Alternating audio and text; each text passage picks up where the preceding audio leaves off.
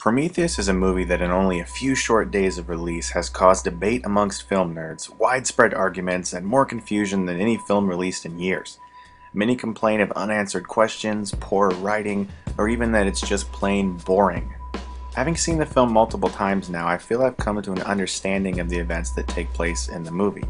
This video is not meant to be seen as fact, since many things in this movie are open to interpretation. This is just my take on the film, and hopefully it can help. Let's start with the title, Prometheus.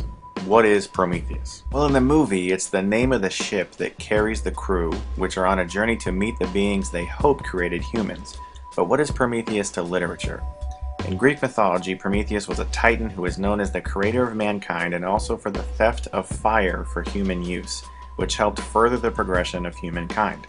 Prometheus was then punished by Zeus and sentenced to eternal torment for his sin. Also, Prometheus is known as a figure who represented the search for scientific knowledge, thus the name of the ship in the film. Prometheus was also known as foreshadowing the fact that efforts to improve human life could bring forth tragedy instead. That brings me to the opening of the film. The movie opens with grand shots of a desolate Earth. No life forms are shown anywhere except this dude in a cloak walking around and a UFO above him. This creature then ingests this black liquid which degrades his body, scattering his ashes into the ocean. His sacrifice seems to then spring forth the building blocks of human life. To me, this creature embodies the myth of Prometheus, the mythological creator of mankind and the character in Greek mythology who helped further human civilization. But the question is, why? Did the engineers, as these beings are eventually called, knowingly create life? Did they create life for a purpose? We'll get to that later. Next we meet our two main characters in the film, Shaw and Holloway, played by Noomi Rapace, and the dude who looks like Tom Hardy, who isn't as good as Tom Hardy and is kind of the crappiest part of the movie. Nevertheless, they discover this ancient hieroglyphic thing of a dude pointing to a system of planets, and it's the same type of painting and design that they found around the entire world. This leads to a team of people embarking on the Prometheus to find the creators of mankind. Next we meet one of the film's most important characters, David, an android played by Michael Fassbender. We see David performing his daily routines, which consist of learning new languages, watching classic movies, and spying on people's dreams. He decides to take a look at Elizabeth Shaw's mind while she sleeps, and for me this told me two things. The obvious one would be that we learn a little bit about Shaw's past. She had a good father, a religious upbringing, and a belief in God. The second was much more important. We discover that David is curious. He's an independent thinker, and he does what he wants to do.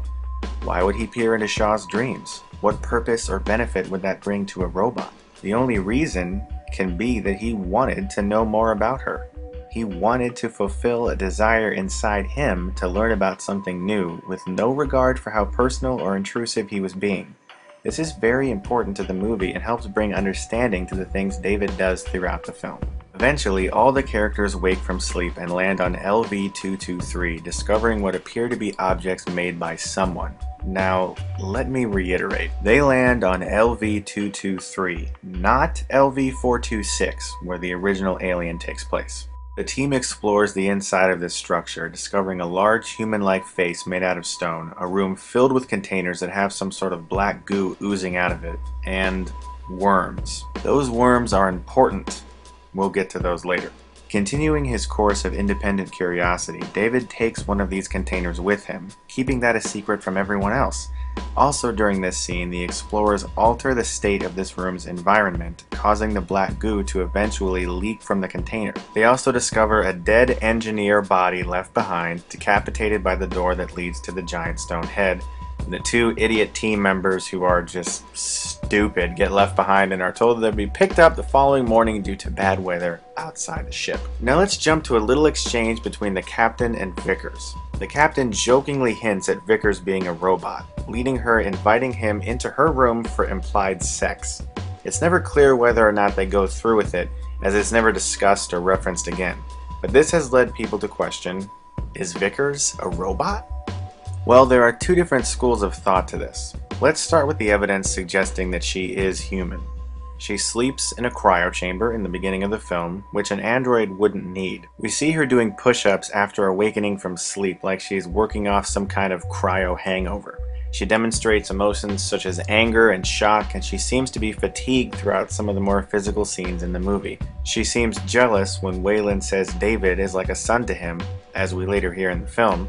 Vickers calls Wayland father, and we hear that they constantly argued over the ownership of the Wayland company. All human traits. Then there is evidence supporting the robot theory. As stated, she refers to Wayland as her father while he seems too old to be. David, the android, also refers to Wayland as a parent. Vickers is also able to throw David against a wall and keep him pinned there. As seen in previous films, dim androids be strong. Later we learned that the surgery module in her quarters only performs procedures on males. It's not even calibrated for females, which would be odd considering its use is for Vickers. When Wayland later dies in the film, she shows little to no emotion, which could suggest a deep hatred for her father or that she's an android. Also, I brought up that Vickers slept in a cryo chamber, a human trait, as a robot wouldn't need the assistance of cryosleep. However, in the first Alien film, Ash slept in one as he was hiding the fact that he was an android from the crew. There are also people who believe it's possible that Vickers isn't aware that she is an android and that she's lived her whole life thinking she was a human.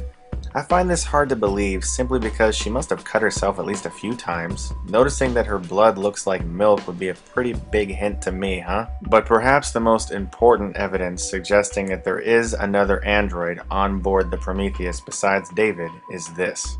Speaking of robots, there is a rumor about this movie that there is a robot in Prometheus. Is this accurate? Will you confirm that here for us today? That may be true. Ah. That may be true. When the filmmaker himself says something like that, you have to wonder. It's clear that he was being very careful not to give defining evidence to either theory. She never bleeds once in the film. If we saw that, we'd know. So what do you believe? Is Vickers an android? Now in the scene where Vickers pins David to a wall, David reveals that the sleeping Wayland told him to try harder. This seems to suggest that Wayland is instructing David and possibly Vickers on some course of action, perhaps treating the rest of the crew as expendable to fulfill his desires. In the very next scene, while Shaw discovers that the engineer's DNA match human DNA, we see David examining the capsule he brought back, in which he gazes at a tiny speck of the black goo. David wastes no time and immediately goes to Dr. Holloway, spiking his drink with the alien specimen. But while that is important, the conversation these two characters have is perhaps the most pivotal conversation in the entire film. Holloway says he's disappointed because all the engineers were dead, and his whole goal was to hope to ask them the big question. Why were humans made? For what purpose did they make us? This leads David to respond, "Why do you think your people made me?" We made you 'cause we could. Can you imagine how disappointing it would be for you to hear the same thing from your creator? Oh, and you suck at acting. It's quite possible that the engineers did not have some profound reason for creating us. They didn't need to have some grand purpose. Perhaps they just created humans because they could. We'll talk more about this later. Now we get to see the two lost, frickin' dumb scientists exploring more of the caverns, and they discover a huge pile of dead engineers, literally stacked one on top of the other against a wall. One of them says it looks like a scene out of a Holocaust painting. It seems obvious that this pile of dead engineers and the previously discovered decapitated one suggests that a battle of some kind took place there, possibly even amongst their own kind, exterminating one another. More on that later. In the next scene, we learn a little more about Shaw.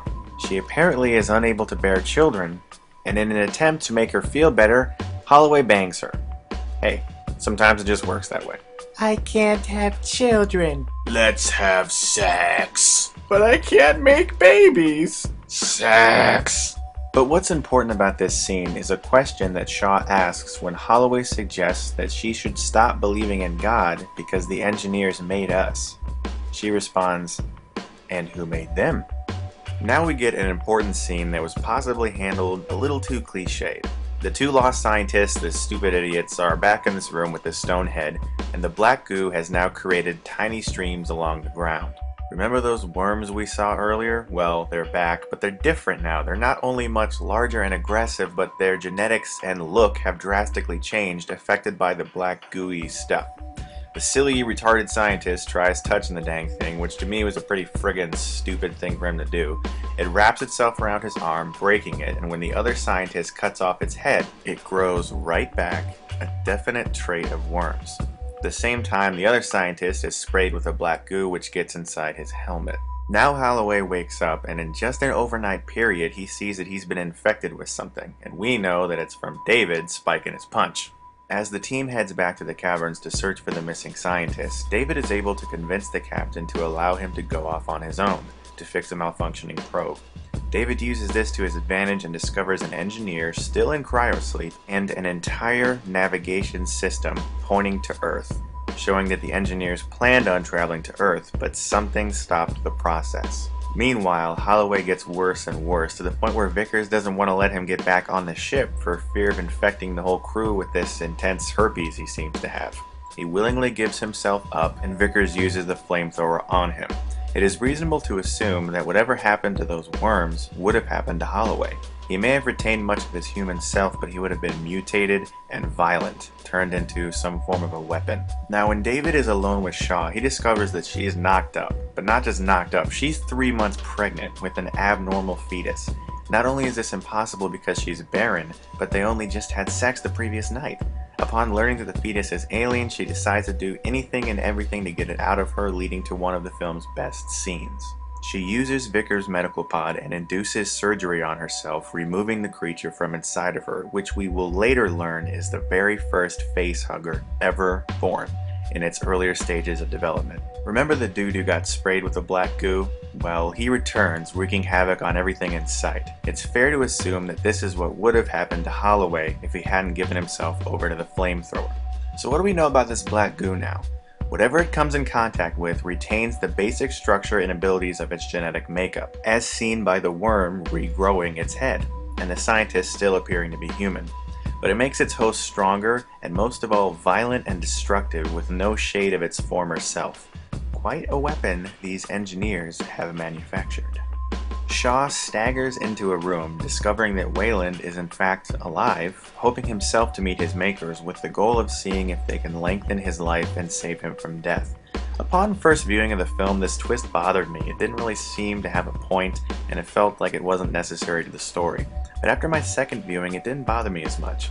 I realized it helped bring more light to David's actions, and why he seemed to have his own agenda with things. It is very reasonable to assume much of what David did was under orders from Wayland. Later the captain is talking with Shaw, and he reveals he thinks that what they're on is actually a military base.